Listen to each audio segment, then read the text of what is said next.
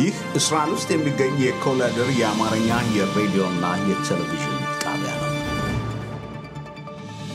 ዩናይትድ ስቴትስ በሚቀጥለው ምርጫ በዴሞክራት ወይዘሮ ሂላሪ ክሊንተንን አቅርቧል። በመካከለኛው ምስራቅ የክርስትና እምነት ማለትም ትንሣኤ በቀዘቀዘ መልኩ ነው እየተከበረው። የሮማን ፖፕ ለመጀመሪያ ጊዜ የአርሜኒያን ጄኖሳይድን ተቀበሉ። ኬንያ ከአልሸባብ ጄኖሳይድ አወሳሰድ በኋላ አብዛኛው ማህበረሰብ ስሜቱ የቀዘቀዘ መሆኑ ተነገረ። የሁለተኛው የዓለም ጦርነት ሂትለር በአይሁዳውያን ላይ የፈጸመው ጭፍጨፋ በከፍተኛ ደረጃ ይታወሳል የሚሉት ለሰዓቱ ካለን መካከል ግንባር ቀደሞቹ ናቸው።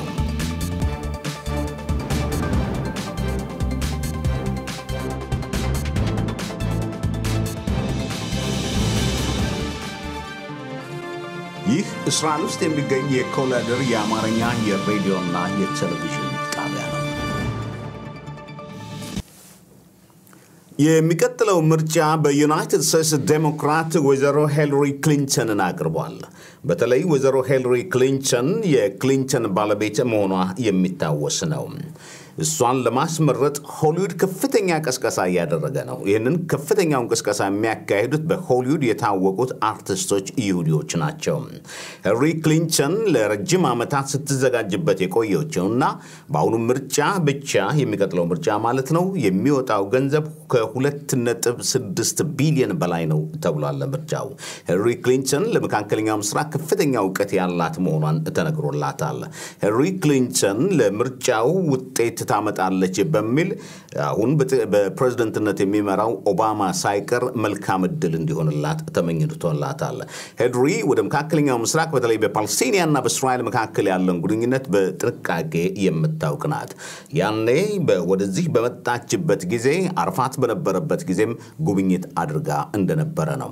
በተለይ አረፋት ለሷ ያቀረበላት እስራኤል በጣም የተበላሸ ውሃ ለፍልስጤሞች እንደሚያጠጡና ከዛም በኋላ ግን ጉንጯን የሳማት ጊዜ ግን ጥሩ ስሜት እንዳልተሰማት ነበር የሚነገረው። ሂላሪ ክሊንተን በተለይ በፍልስጤምና በእስራኤል መካከል መልካም ግንኙነት እንዲጀመር ከተፈለገ ከመጀመሪያው የትምህርት አሰጣጡ መቀየር አለበት የሚል ነው። የትምህርት አሰጣጡ በጥላቻ ላይ የተመሰረተ ስለሆነ ይህ ጥላቻ ደግሞ በሁለተኛ ዓለም ጦርነት በሂትለር ጊዜ የተሰራውን ነገር እንዳስታወሳት ነው። ሂላሪ ክሊንተን ወይዘሮ ሂላሪ ክሊንተን ልጇ ከአንድ አይሁዳዊ አግብታ መውለዷ የሚታወስ ነው። በመካከለኛው ምስራቅ የትንሣኤ በዓል ቢከበርም በቀዘቀዘ ስሜት ነው። ከሶሪያ ብቻ ወደ 700,000 የሚቆጠሩ ክርስቲያኖች አካባቢያቸውን ለቀው ወጥተዋል። ከ1990ዎቹ ጀምሮ ወደ 4 ሚሊዮን የሚሆኑ ሰዎች እንዳለቁ ነው። ይህ የመካከለኛው ምስራቅ ሁኔታ ምንም እንኳን የአረቦች አመጽ ተብሎ በክርስቲያኖችና በእስላሞች መካከል መልካም ግንኙነት ይፈጠራል ቢባልም አሁንም ቢሆን ክርስቲያኖቹ በተሳቀቀ ሁኔታ ላይ እንደሚኖሩ ነው። በመካከለኛው ምስራቅ ክርስቲያኖቹ በሰላም ይኖራሉ የሚባለው በእስራኤል መሆኑን አንዳንድ ዘጋቢዎች ይናገራሉ። በተለይ የፍልስጤም ክርስቲያኖች ደግሞ አሁን ሳይወዱ በግድ እንዳውም አማራጩ ከአይሁዳዊ ጋር መኖር ነው በሚል ልጆቻቸውን ለእስራኤል ውትድርና እየላኩ ናቸው። የሮማን ፖፕ ለመጀመሪያ ጊዜ የአርሜኒያን ጄኖሳይድ በተለይ በቱርኮች መወሰዱን ዕውቅና እየሰጠች ነው። ይህንን ሁኔታ በማድረጓም ቱርክ የራሷን አምባሳደር ከቫቲካን በአስቸኳይ ለቆ እንዲወጣ አድርጋለች። በ1915 ዓ.ም ነው 1.5 ሚሊዮን አርሜኒያኖች በቱርኮች ጄኖሳይድ የተወሰደባቸው። ለረጅም ጊዜ አከራካሪ የሆነውን ቱርክ እንደምትለው ከሆነ በእርግጥም ግጭት ተፈጥሮ አርሜኒያን ቢገደሉም ጄኖሳይድ አይደለም የሚል ነው። ለረጅም ጊዜ ስትከራከር የነበረችው ደግሞ እስራኤል በዛ አካባቢ ላይ በአርሜኒያ ላይ ጄኖሳይድ ተካሂዷል የሚል ነው። ይህ የሮማን ፖፕ በአሁኑ ጊዜ የተናገሩት በተለይም በመካከለኛው ምስራቅ በብዛት በእስልምና አክራሪ እስልምኖች ክርስቲያኖቹ እየተጨፈጨፉ መሆኑ ይህንን የግዴታ ዕውቅና መስጠት አለብን በሚል ነው። ኬንያ ባንድ ዩኒቨርሲቲ ኮሌጅ ውስጥ በአልሸባብ በወሰደው አስከፊ እርምጃዎች የብዙ ሰው መሞቶች ብቻ ሳይሆን አሁን ደግሞ የቆሰሉና እንዲሁም በስሜታቸው ያለመረጋጋት ስሜት እየታየባቸው ነው። በኬንያ አልሸባብ በተደጋጋሚ በኬንያ ክርስቲያኖች ላይ እየለየ እንደሚጨፈጭፍ የሚታወስ ነው።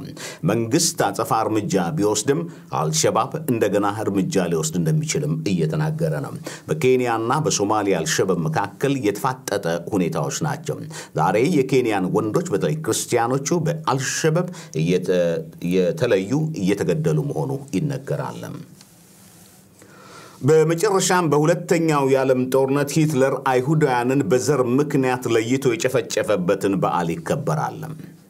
አይሁዳውያኖችን ለብቻቸው በመጀመሪያ ደረጃ እንዲጠሉ ነው የተደረገው። ከዛም ከመንግስት መስሪያ ቤቶች እንዲባረሩ ነው የተደረገው።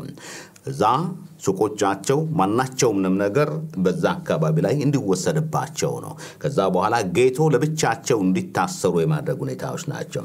ያ የሁለተኛው የዓለም ጦርነት አስከፊ በተለይም ወደ 6 ሚሊዮን አይሁዳውያኖች የተጨፈጨፉበትን አሁንም በእስራኤሎች እየተገበረ ያለበት ሁኔታ ነው። አሁን በሚከበርበት የዚህ ሆሎኮስት የጀምላ ጭፍጨፋ በአውሮፓና በዩናይትድ ስቴትስ አሁንም ቢሆን ጸረ ሰሜቲክ ሁኔታዎች እንዳሉ ነው።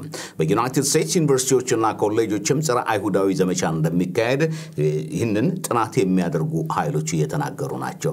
እንዳውም እስራኤል አሁን ከአውሮፓ የንግድ ሁኔታዎችን አንስታ ወደ ኤዥያ እያመራች ያለችበት ሁኔታ ነው። አሁንም ቢሆን የሆሎኮስት የተረፉት ሰዎች ይህ ጭፍጨፋ ጥንቃቄ ካልተደረገበትና ጨካኞቹ እርምጃ ካልተወሰደባቸው ሊቀጥልና በሌሎችም ህዝቦች ላይ ሊፈጸም እንደሚችል እየተናገሩ ነው። ሩዋንዳ የዚህ ትምህርት ይሆናል የሚሉም ሰዎች አሉ። አሁንም ሆሎኮስት በተለይ አይሁዳኖች አርሜኒያንስና የሩዋንዳ እልቂቶቹ እየታወሱ ናቸው። ለሰዓቱ ላለን ዜና ዘናንም ኮንነኝ ሰላም ተነስተልኝ።